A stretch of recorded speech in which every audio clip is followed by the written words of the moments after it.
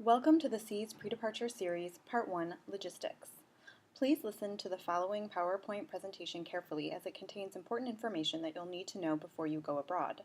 After you complete watching the video, you'll need to take an assessment to make sure that you understood everything included in this PowerPoint.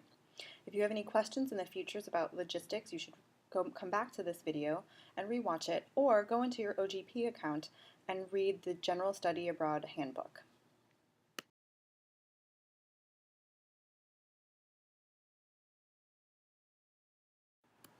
Transfer credit. Generally, there's two types of programs that engineers attend abroad. The transfer credit requirements are slightly different for each kind of program. Almost every C student attends either a direct enrollment program where you take courses at the local universities side by side with local students, like at the University College London or Hong Kong University of Science and Technology, or in a supported direct enrollment program like IFSA Butler at the University of Sydney or CIEE in Cape Town, South Africa. As a C student, you've already had your courses approved by your C's professors for tech courses and by your CSA advisor for non-tech courses. However, in the majority of cases, you do not actually register for courses until you arrive abroad.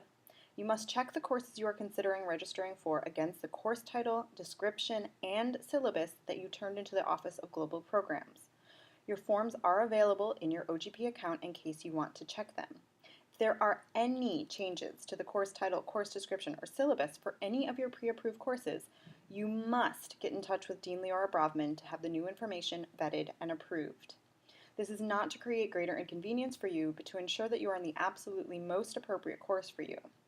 Make sure to do so before the end of the registration period, in fact, at least a week before the end of the registration period, so that we can make sure that you will get full credit for your semester abroad. Please note you may not take any courses pass-fail if you want to receive credit for it. All classes must be taken for a letter grade. You must get at least a C or better in your courses in order for the credit to transfer you to Columbia degree.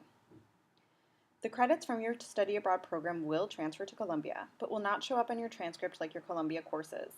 They'll appear at the bottom of your transcript in very general terms. For example, math, 8 credits, economics, 4 credits, etc. Similar to AP credits if you have any of those. The grades you get abroad will not count in your Columbia GPA. The courses will not be listed specifically on your Columbia transcript.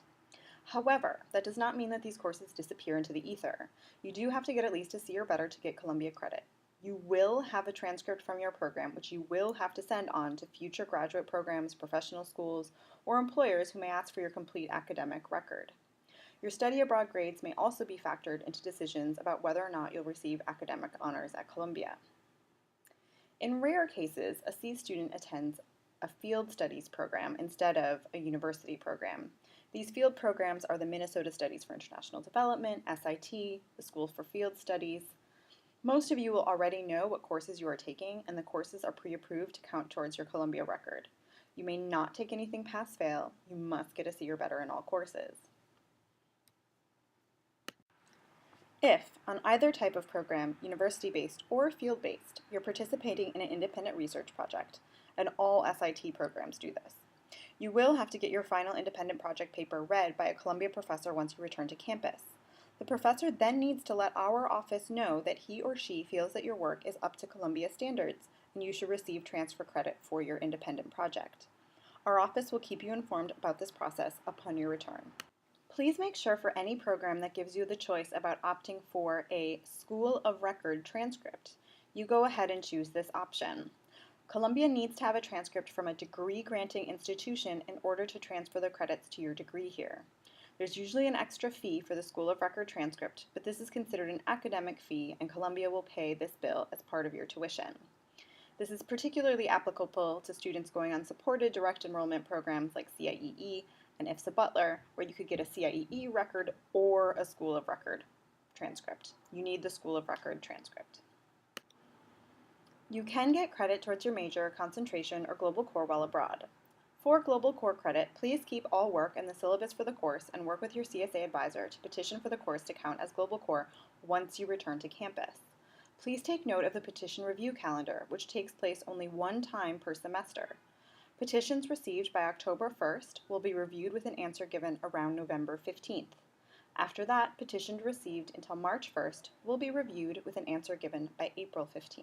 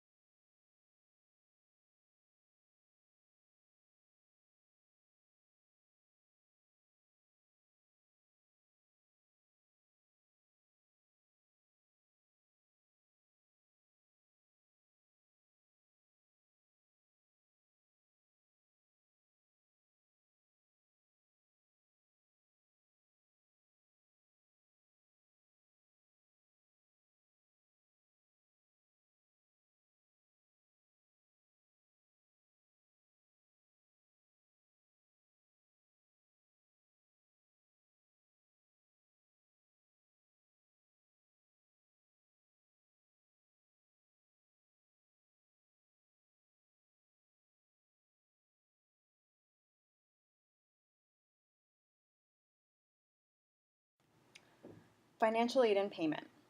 Because you're attending a non-Columbia run program, you probably had to complete a two-part application process. You had to apply to Columbia to receive clearance, and you had to apply separately to your study abroad program. This two-part process applies to the way you pay for your study abroad program as well.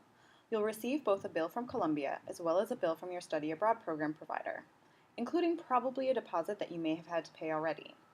You will not be doubling any costs, but costs will be split. For example, there are only 4 possible charges you will be charged on SSOL by Columbia. Number 1, all of you will be charged Columbia tuition.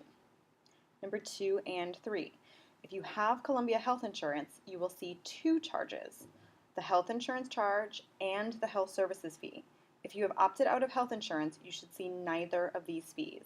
However, these are bound fees, so if you have Columbia health insurance, you will see the health services fee as well. And the 4th potential item is if you are an international student, you'll be charged a $50 ISSO fee. You should see no other charges on your SSOL account for the semester that you plan to be abroad. Every semester, our office reviews all student accounts to ensure that there are no erroneous charges. Feel free to get in touch with us to let us know if you see anything that seems incorrect to you. Your program will charge you for room, board, and potentially program fees. They will not charge you any academic fees, including any costs for the School of Record transcript that we talked about above. If you are at all confused about the bill you get from your study abroad program, feel free to reach out to us. Please make sure whoever pays your bills understands that you will need to pay something to 2 different organizations: your regular tuition costs to Columbia and part of your fees to your particular study abroad programs.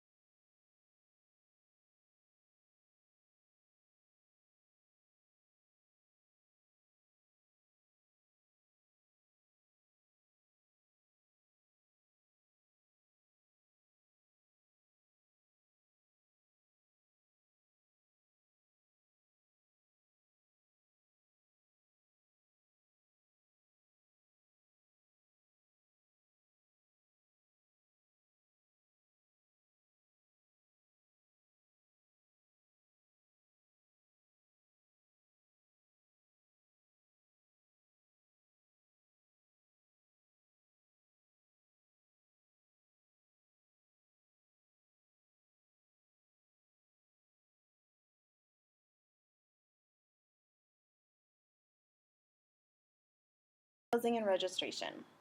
Columbia Housing. By now, you should have logged into the housing portal to note that you will be studying abroad during the coming semester. If not, please do so soon. If you have any questions about housing, your questions should be directed directly to the Columbia Housing Office. You will not lose your guaranteed housing if you spend a semester abroad. The Office of Global Programs does communicate with the Housing Office, letting them know who is going abroad and when you are coming back to facilitate a smooth transition from New York to abroad and back again. Again, please direct all specific questions about housing to the Housing Office. While you are abroad, you'll have to register again for housing and for courses at Columbia. The Housing Office will be in touch when it's time to log into the housing portal again to register for housing. With regard to course registration, it happens online just like any other semester. The only difference is that you'll be given longer registration blocks to accommodate the fact that you may be in a different time zone. So instead of having a registration block from, say, 12 to 4 p.m., you'll have a registration block from 9 a.m. to 9 p.m. Eastern Time. We hope you found this logistical information helpful. If you have any questions in the future about study abroad logistics, please come back to this PowerPoint presentation or log into your Office of Global Programs account and read the General Study Abroad Handbook. If you can't find the answers there, please always feel free to email ogp@columbia.edu or your specific study abroad advisor. We hope you have an amazing time abroad, and we really look forward to hearing about your experiences when you come home.